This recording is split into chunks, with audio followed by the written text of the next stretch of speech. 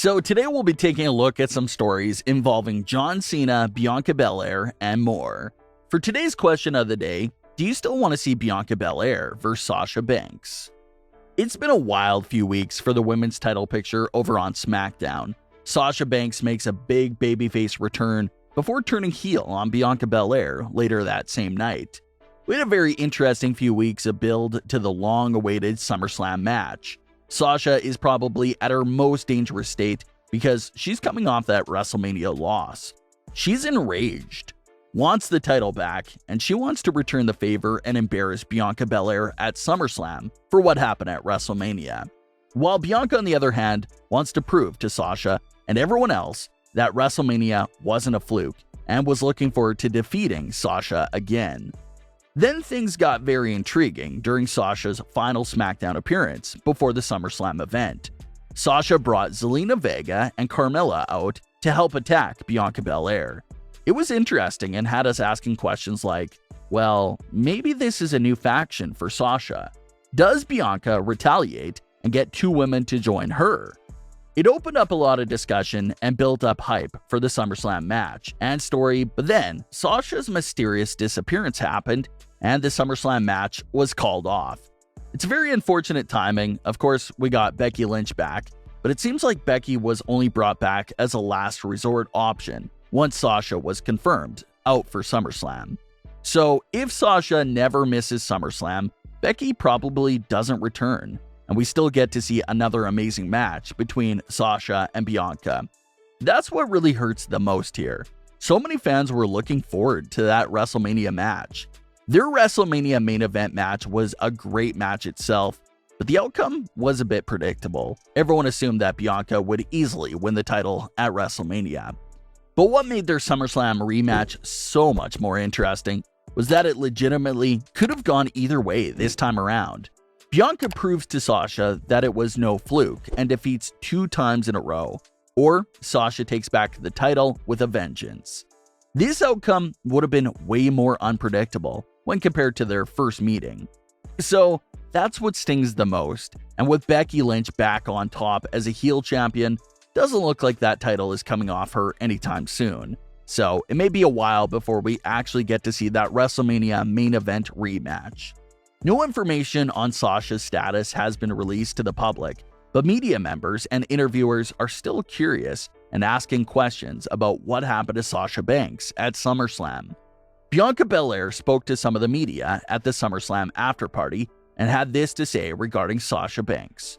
All I can say is, tonight it couldn't happen with Sasha Banks, but coming soon, it will be a time where Sasha and I are in the ring together. So, we are definitely going to finish what we started off. And you know, it's been a tough couple of weeks for Sasha Banks, and I was ready to put an end to her tonight. So whenever that time happens, I'm going to be ready to put an end to her and move over to Becky. So possibly some foreshadowing and hints there from Bianca. It may not be for the title, but telling by Bianca's comments, it does look like we could possibly be seeing Bianca versus Sasha, but as a contenders match, with the winners moving on to face Becky Lynch. And judging by Bianca's words, she's ready to take Sasha out when she returns, and then go straight after Becky Lynch. The problem here is that no one knows when Sasha will return. If Sasha still doesn't return in the coming weeks, then WWE may be forced to immediately jump right into Bianca versus Becky Lynch. So we'll have to keep an eye out for that one for sure. A former WWE referee recently opened up about a story on how John Cena got WWE hit with a massive fine from the venue that they were at. The former WWE referee had this to say about that John Cena fine situation while appearing on Monday Mailbag podcast. The reaction is hot from Vince. John Cena has done it a couple of times, I know, but John didn't care, man. He liked to get his stuff in, just do what he does and entertain the crowd. It's always amazing when you work with Cena too. Half the crowd is saying, Cena sucks. And he had all the kids going, let's go Cena, when Cena's getting into a comeback. When Cena's getting into a match, he didn't care. It's a very high price at Madison Square Garden. When the guys used to run overtime at the Garden at curfew, I know it used to cost like anywhere between $50,000 and $100,000. It wasn't cheap. It wasn't like a $5,000, $10,000 fine. If you're running the Garden and you've got a full house, you've got $1 million gate. It wasn't a cheap price to go over the curfew at the Garden because that union stuff was strict there. So just interesting insight from this former WWE referee. The bigger the venue, the bigger the fine is going to be for breaking curfew. Doesn't get much bigger than New York's Madison Square Garden arena. Like he said in these comments, when John Cena would break the curfew there, you're looking at anywhere between $50,000 to $100,000 in fines from MSG. So telling by his comments, John Cena didn't break curfew on one occasion. He did it a handful of times. And Vince McMahon would be heated every time because he obviously has to pay that hefty fine.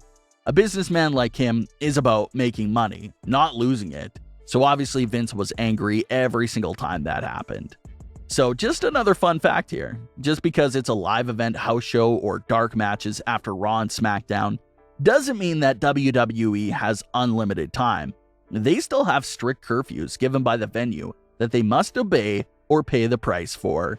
And some of WWE's biggest stars, like John Cena, have been responsible for breaking that curfew. CM Punk made his AEW Dynamite debut this week and made several references to a few former WWE superstars. First things that fans noticed was the letters BW written on his sneakers. Of course, this could pretty much mean anything, but BW on AEW programming just had everyone thinking Bray Wyatt. Obviously, Bray wouldn't be able to use the name Bray Wyatt in AEW. That's WWE property. But fans still seem to be associating the BW letters on CM Punk's sneakers to Bray Wyatt. When it comes to Bray Wyatt's wrestling future, it seems like there's two key contenders right now, AEW and Impact Wrestling. AEW has been one of the most talked about landing spots for Bray Wyatt, but now reports claim that Impact Wrestling is coming after Bray hard with a massive offer. So now, you can't really ignore Impact. They actually have a fair shot of landing Bray Wyatt. And this has been something that fans have been talking about. Fans have been talking about how AEW is becoming a bit too stacked with their roster. They almost have too much talent now. But if Bray was going to go to Impact Wrestling, there's a bit more room to breathe over there on that roster. Plus, Impact still has that partnership with AEW, so there's still a chance that Bray could cross over and work with some AEW talent. So that'll be interesting to keep an eye on. Can't automatically assume Wyatt is going to AEW just yet, because it looks like Impact Wrestling is going to do everything they can to steal him from everyone else. CM Punk also had the letters AC written on his sneakers. Fans are associating AC with soon-to-be free agent Adam Cole. Adam Cole is rumored to be an unrestricted free agent in the coming days, and everyone expects him to also jump ship to AEW, since he has a girlfriend and plenty of close friends over there as well. So, BW for Bray Wyatt and AC for Adam Cole. Could there be more teases of the next big AEW debuts in the next few months? CM Punk also teased Daniel Bryan's AEW debut. The AEW crowd started doing the yes chant, and that's when CM Punk addressed it, saying that those chants were someone else's thing, and that we'll have to be a bit more patient to see him. CM Punk obviously referring to Daniel Bryan, who's reportedly already signed to AEW. We just have to be patient to see how they introduce him. And we talked about this a few weeks ago. There's no real reason to debut Punk and Bryan back to back so fast. It makes more sense to stretch out their debuts a bit, generate more hype for Bryan, which they're already starting to do. Punk also gave a shout out and said hi to his wife AJ, who was watching at home. But what are your thoughts on today's stories? Leave your comments. Don't forget to subscribe with all notifications on, and leave a like if you enjoyed. Thanks for watching, guys.